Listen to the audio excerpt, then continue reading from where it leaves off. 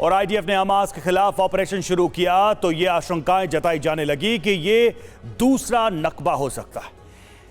Israel greater Israel की स्थापना के इरादे से हमले कर रहा है, लेकिन देखते देखते अरब के शक्ति समीकरण ऐसे हो गए हैं कि इजराइल और अमेरिका घिरते जा रहे हैं। अब रूस के राष्ट्रपति पुतिन और चीन के राष्ट्रपति जिनपिंग ने मिलकर फिलिस्तीन की पुनर्स्थापना योजना को तेज कर दिया है। लेकिन क्या गाजा युद्ध का 2 स्टेट सॉल्यूशन लागू हो सकता है? क्या इजराइल का नक्शा फिर 1947 वाली स्थिति में जा सकता है? देखिए क्या है पुतिन और जिनपिंग का प्लान 1947।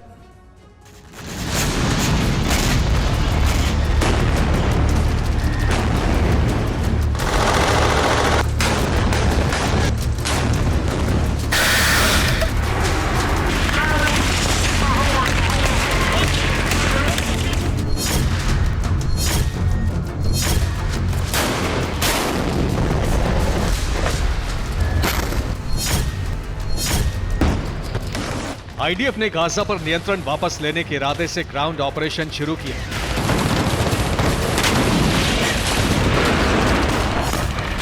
लेकिन अरब के नेताओं ने अमेरिका विरोधी रूस और चीन के साथ मिलकर बड़ी रणनीति तैयार की है। यह रणनीति है इजराइल से फिलिस्तीन की जमीन वापस लेकर फिलिस्तीन की पुनर्स्थापना।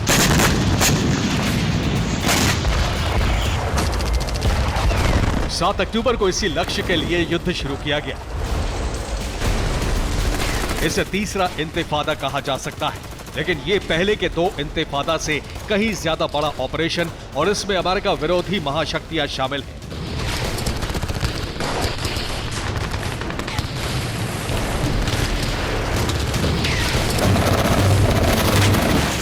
यूक्रेन के राष्ट्रपति वोलोदिमीर ज़ेलेंस्की ने कहा है कि 7 अक्टूबर को इजराइल पर हमला रूस की इच्छा से किया गया। हमास इजराइल युद्ध भड़काने के पीछे पुतिन का सीधा हाथ है।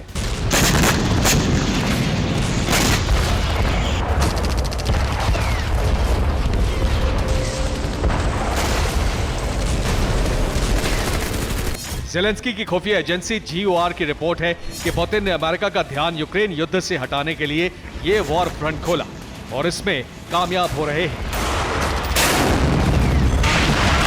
दावा यह भी है कि हमास और हिजबुल्लाह को इतना मजबूत किया जा रहा है कि जिससे अमेरिकी सेना की हालत अफगानिस्तान जैसी हो सकती है।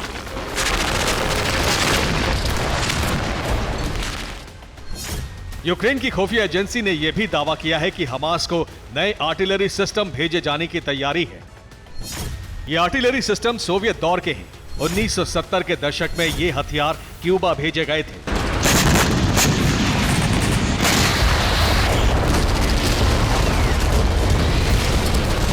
यह क्यूबा में सोवियत संघ के दौर का विशाल कंक्रीट बंकर है। इसमें सोवियत दौर के अलग अलग तरह के हथियार जमा किए गए हैं।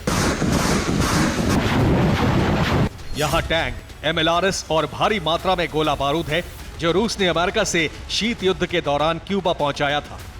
यूक्रेन की खुफिया एजेंसी ने दावा किया है कि इन हथियारों को हमास या फिर हिजबुल्लाह को सप्लाई करके उनकी ताकत बढ़ाई जा सकती है, क्योंकि रूस और चीन का लक्ष्य है फिलिस्तीन को दुनिया के नक्शे पर दोबारा उभारना और इस लक्ष्य को हासिल करने के लिए सामरिक से लेकर डिप्लोमेटिक स्तर तक तैयारियां पूरी कर ली गई हैं। गाजा युद्ध के बहाने चीन और रूस ने अरब सहित मुस्लिम देशों को संगठित कर लिया है।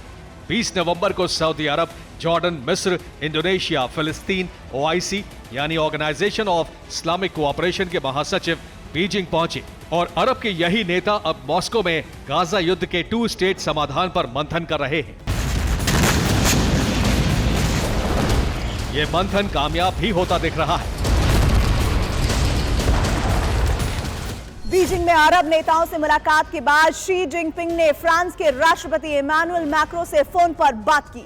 युद्ध के समाधान पर बात करते हुए जिनपिंग ने मैक्रों को 2 स्टेट थ्योरी के बारे में बताया और मैक्रों इस पर सहमत हो गए। मतलब यह है कि इजराइल के पक्ष में खड़े नेटो देश भी फिलिस्तीन की पुनर्स्थापना के समाधान पर सहमत हो रहे हैं और आने वाले समय में यह थ्योरी इजराइल के नक्शे पर आकार ले सकती है।